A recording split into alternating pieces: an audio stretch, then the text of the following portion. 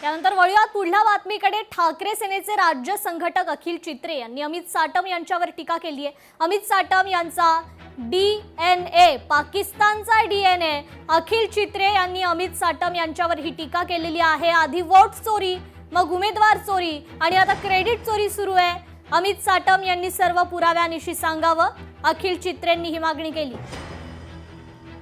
आता त्याचीच परतफेड म्हणून मला असं वाटतं की अमित साटम हे त्यांच्या पाकिस्तानी काउंटर पार्ट्सनी जे सांगितलंय ते इकडे देशात आपल्या पसरवायचा प्रयत्न करत आहेत।